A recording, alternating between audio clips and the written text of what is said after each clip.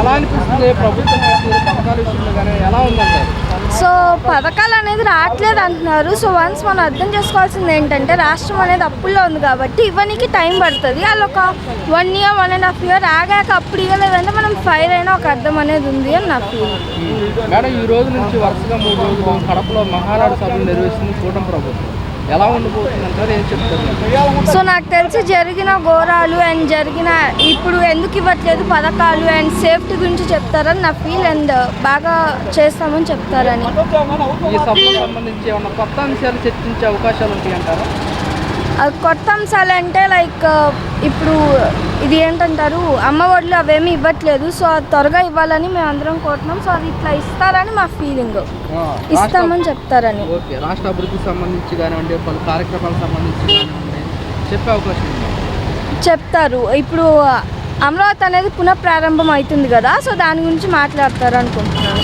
మొన్న మోడీ గారు కూడా అమరావతి రావడం జరిగింది, పలు అభివృద్ధి కార్యక్రమాలకు శంకుస్థాపన కూడా చేయడం జరిగింది. ఎలా అనిపిస్తుంది అమరావతి వాసులు ఏం చెప్తారు? సో అమరావతి అనేది మనకు కూడా ఒక క్యాపిటల్ అనేది మళ్ళీ ఫామ్ అవుతుంది అని హ్యాపీగా ఫీల్ అవుతున్నాను. సో ఫామ్ అవుతుందని అనుకుంటున్నాను. అమరావతి కనుక మనకు కనుక పూర్తయితే యువతకు కానివ్వండి, ప్రజలకు కానివ్వండి ఎలా ఉండబోతుంది?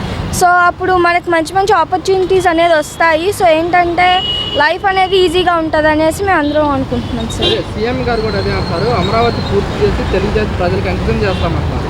మీకు ఎలా అనిపిస్తుంది? బయట ఉద్యోగాలు పోకుండా మనం ఎక్కడ ఉద్యోగాలు చేసుకోవచ్చు? ఇక్కడ ఉద్యోగాలు చేసుకోవడం వల్ల మనం ఏంటంటే బయట ఎటు సిటీస్ కానీ కంట్రీస్కి వెళ్ళే ఛాన్సెస్ అనేది తగ్గుతుంది.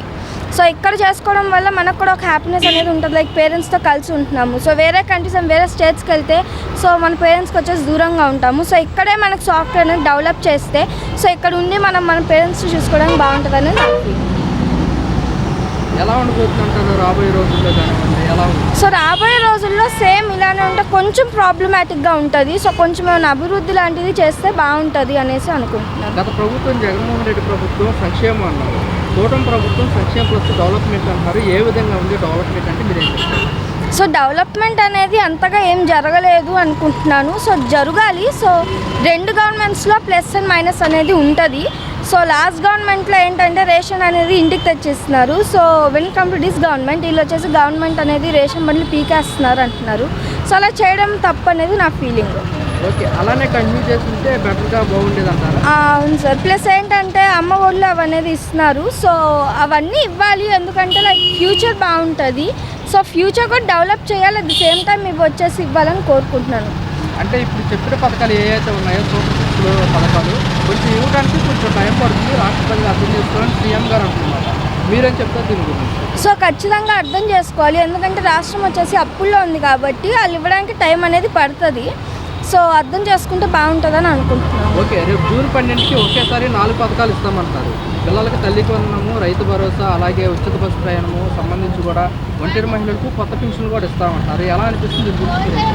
సో ఇవనేది ఇస్తే బాగుంటుందని నా ఫీల్. కానీ బస్సెస్కి వెళ్ళి నా ఫీలింగ్ ఏంటంటే ఫ్రీ బస్సెస్ కన్నా ఛార్జ్ వచ్చేసి తగ్గిస్తే బాగుంటుంది. ఎందుకంటే ఫ్రీ బస్సెస్ పెట్టడం వల్ల అందరూ కొట్టుకొని ప్రాబ్లమాటిక్ అవ్వడం కన్నా ఫ్రీ బస్సెస్ కన్నా ఛార్జ్ తగ్గిస్తే అటు మెన్ అండ్ ఉమెన్ ఇద్దరికి సేవ్ అవుతుంది మనీ అనేది నా ఫీలింగ్. కొంతమంది ఉమెన్స్ ఏమంటారంటే మేము ఫ్రీగా వెళ్ళి రావచ్చు, ఎక్కడికంటే అక్కడ తిరిగి రావచ్చు. వీళ్ళు ఫ్రీగా వెళ్ళి రావచ్చు అనుకుంటున్నారు కానీ కూర్చోడానికి ప్లేసెస్ అనేది ఉండవు. అండ్ ఆ కొట్లాటల్లో లైఫ్ అనేది పోయే ఛాన్సెస్ కూడా ఉంటాయి, ఎందుకంటే అంత దారుణంగా కొట్టుకుంటారు. ఫ్రీ అంటే ఎవరైనా సరే ఎగబడతారు కాబట్టి.